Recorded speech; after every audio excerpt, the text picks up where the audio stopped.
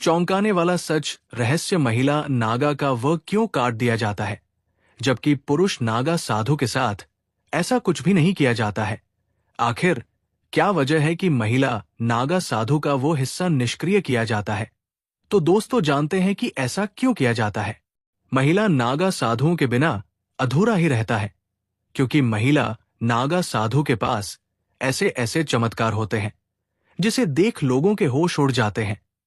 आपने पुरुष नागा के बारे में तो कई बातें सुनी होगी, पर महिला नागा साधु की बात करने से भी लोग घबराते हैं, क्योंकि ये महिला लोग अपने चमत्कारों को गुप्त रखती है और सिर्फ ईश्वर से संपर्क साधने के लिए ही उनका इस्तेमाल करती है।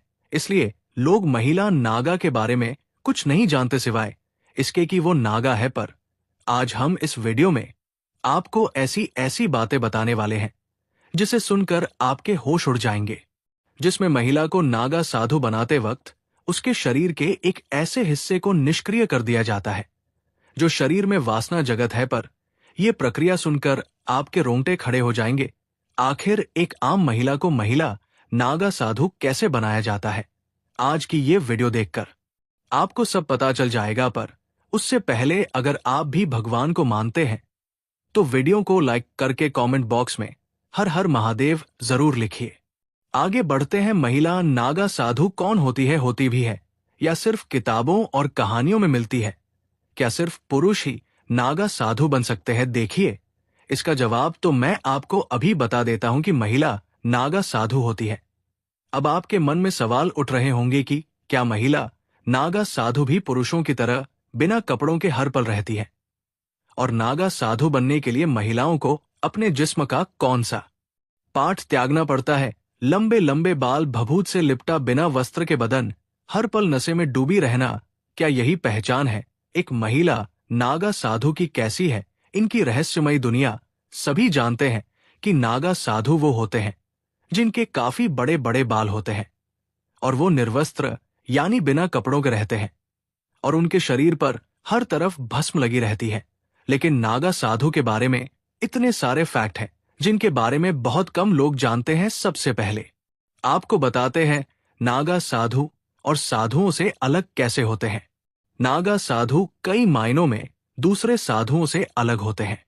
सामान्य साधु आपको कहीं भी दिख जाते हैं और उनका रहन सहन का तरीका भी नागा साधुओं से काफी अलग होता है। नागा साधु हर तरीके से इस दुनिया से दूर रहकर तपस्या करते हैं और अलग ही लाइफ जीते हैं। कोई भी बेहद कठिन परीक्षा और लंबे प्रोसेस के बाद नागा साधु बनता है। नागा साधु बनने की प्रक्रिया भी बहुत दिलचस्प है। नागा साधु बनने के लिए एक पूरी प्रोसेस होती है और इसमें कई लेवल पार करने के बाद ही कोई नागा साधु बन पाता है। यह प्रक्रिया कई सालों तक चलती है और उसके बाद किसी अखाड़े द्वारा उन्हें नागा साधु माना जाता है। इन लेवल्स को तहकीकात महापुरुष, अवधूत, लिंगभंग या टांग तोड़ नाम दिए गए हैं। इसमें सबसे पहले तहकीकात की प्रक्रिया होती है, जिसे अखाड़े में एडमिशन की तरह माना जा सकता है। इसमें पहले नागा साधु बनने के इच्छुक इंसान की अखाड़े में एंट्री होती है और जांच पड़ताल की जाती है। इस दौरान अखाड़े के लोग ये तय करते हैं कि ये नागा साधु बन सकता है या नहीं। उसके बाद इन्हें अखाड़े में शामिल किया जाता है और कई सालों तक उन्हें साधुओं के साथ तपस्या करनी होती है। कई साल तक तपस्या करने के बाद जब वो नागा साधु बनने के लिए तैयार होते हैं तो उसके बाद उनकी कई स्तर पर परीक्षा होती है। इस दौरान उनके तप त्याग की जांच की जाती है। पहले की प्रक्रिया ब्रह्मचर्य होती है। इसके बाद उन्हें महापुरुष बनाया जाता है। इस प्रक्रिया में उन्हें रुद्राक्ष दिए जाते हैं जो अक्सर नागा बाबा के शरीर पर दिखाई देते हैं।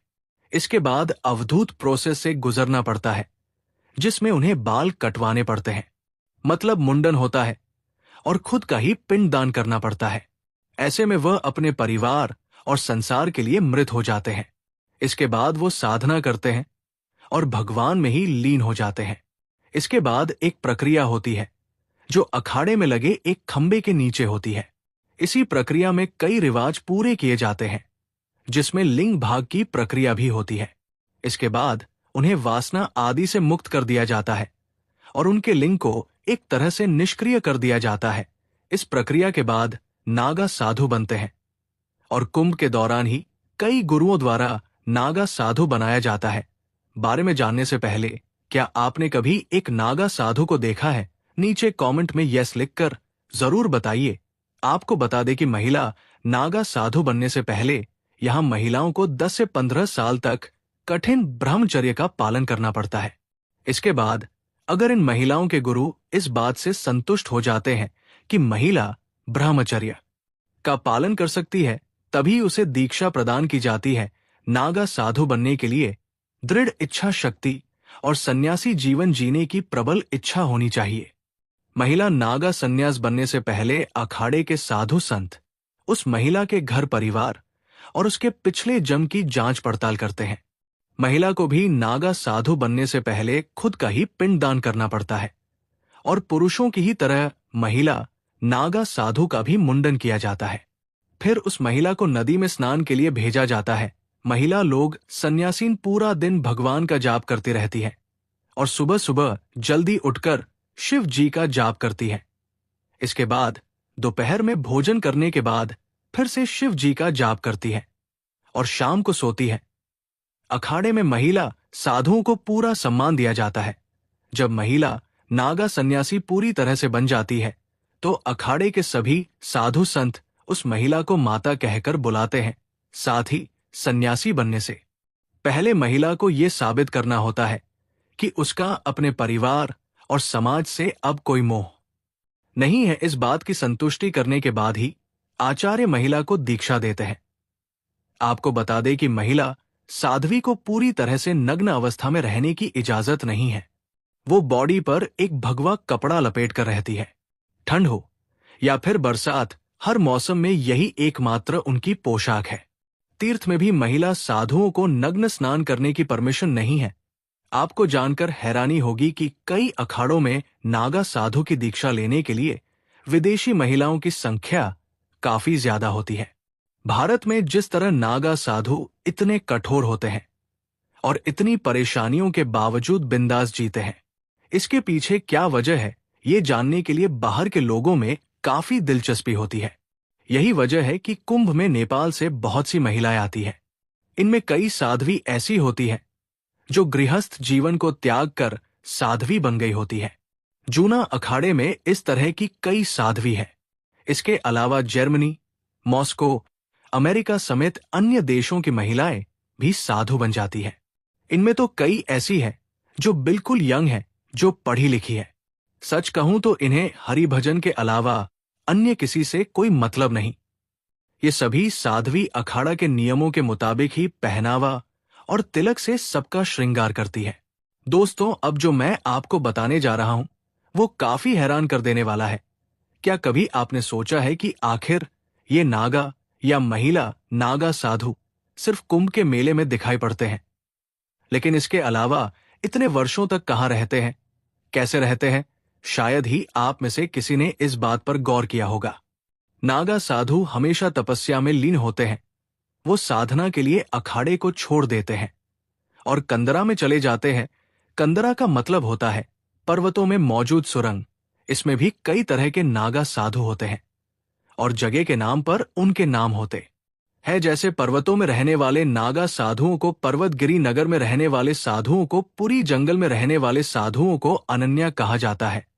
ये अलग अलग जगह पर रहते हैं। माना जाता है कि कुंभ से पहले और कुंभ के बाद नागा सन्यासी हिमालय और अन्य पहाड़ों और जंगलों की गुफाओं में बैठकर तपस्या में लीन हो जाते हैं।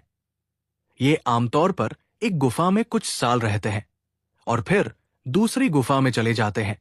किसी को मालूम नहीं होता कि वह इन दिनों कहाँ है और क्या कर रहे होंगे। कई बार बहुत से नागा बाबा इन दिनों सन्यासी वस्त्र भी धार कर अलग अलग जगह पर घूमने लगते हैं। वहीं कुछ निर्वस्त्र बाबा गुप्त जगह में जाकर तपस्या करने लगते हैं। इस दौरान वे जड़ी बूटी और कंदमूल पौधे के साथ जंगलों और पहाड़ों पर होने वाले खाने की चीजों से अपने पेट भरते हैं। वो घूमते भी रहते हैं, लेकिन ये सब इतने सीक्रेट तरीके से होता है कि किसी को पता नहीं चलता। कुछ नागा साधु झुंड में निकलते हैं तो कुछ अकेले ही यात्रा करते हैं।